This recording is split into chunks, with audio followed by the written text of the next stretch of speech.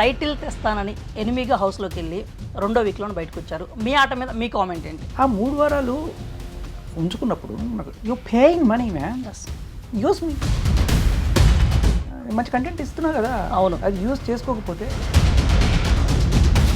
Big boss చరిత్రకు సంబంధించి audience బయటికి పంపించిన వాళ్ళే కానీ హౌస్ మేట్స్ బయటికి పంపించిన వాళ్ళు ఎవరు బిగ్ బాస్ హౌస్ నుంచి బయటికి రాలేదు. వచ్చినా మళ్ళీ లోపలికి వెళ్ళారు. అలాగే శేఖర్ భాష కూడా తిరిగి బిగ్ బాస్ హౌస్లోకి వెళ్ళబోతున్నాడా వైల్డ్ కార్డ్గా? లక్కీగా చీఫ్ అయిన యష్మి హౌస్లో గేమ్ ఆడుతోందా, గొడవలు పెడుతోందా? టాస్క్ బిగ్ బాస్ ఇవ్వకపోయినా కూడా ఈవిడే ఒకటి సృష్టించేసుకొని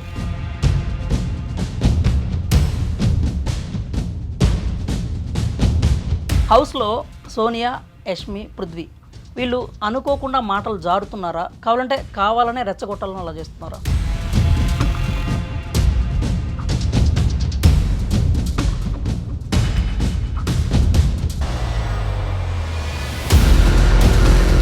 సోనియా కొంతమంది గురించి కొంతమంది దగ్గర నెగిటివ్ అనేది ఒకటి పాయింట్స్ అయితే తీసుకురావాలని ప్రయత్నిస్తున్నట్టుగా ఎక్కువ సందర్భాలు కనిపించింది. నిజమే అంటారు అది?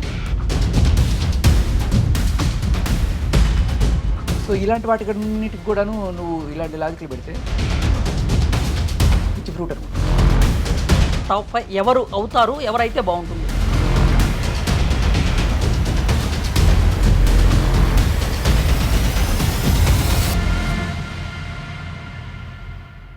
ఇప్పుడు బిగ్ బాస్ సంబంధించి 8కి సంబంధించి శేఖర్ భాషా గారి ప్రకారం టాప్ 5 ఎవరు అవుతారు, ఎవరైతే బాగుంటుంది? విష్ణుప్రియ, సీత ఉంటే బాగుంటుంది. నబీల్ ఖచ్చితంగా.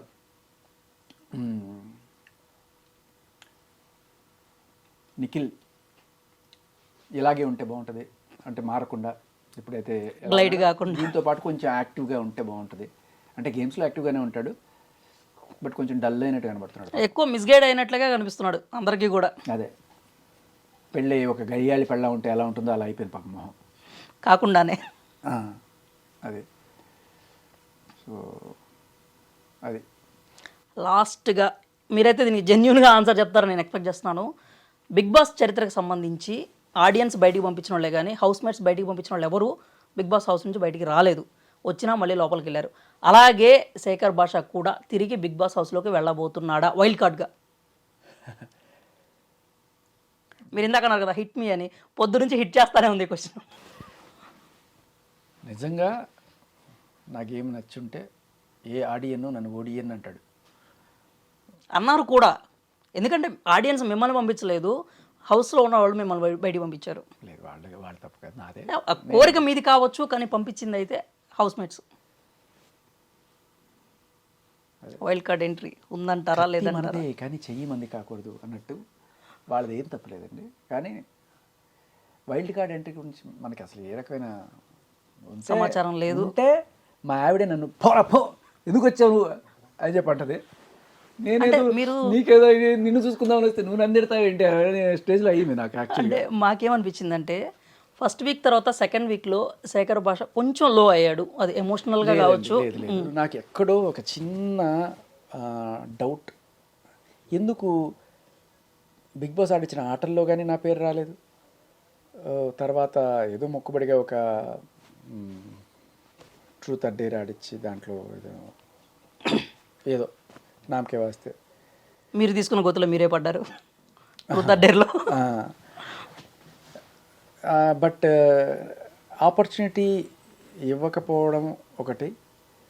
ఇంకొకటి, నేను నిజంగానే చాలా జోకులు జరిగినాయి, చాలా మంచి సిచ్యువేషన్స్ కూడా జరిగినాయి, అవి కూడా బయటికి రాకపోవడం ఒకటి.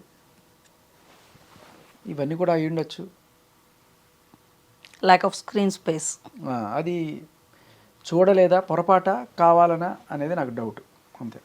అంటే ముందు కుట్ర జరిగిందా అని అడిగితే మీరు లేదన్నారు. మరి ఇప్పుడు మీరు చెప్తున్న మాటలు బట్టి చూస్తే కుట్ర జరిగిందేమో అనే అభిప్రాయం అయితే వినిపిస్తుంది. మరి నా బాధ వెళ్ళిపోవడం గురించి కాదు, నేను నిజంగానే ఈ వారం ఉండండి, ఒక 3 వారాలు ఉండండి మీరు, ఈ 3 వారాల తర్వాత మీరు వెళ్ళిపోవాలి అని ముందుగానే డిసైడ్ చేసుకున్నా కూడా ఆ 3 వారాలు ఉంచుకున్నప్పుడు you paying money man, use me.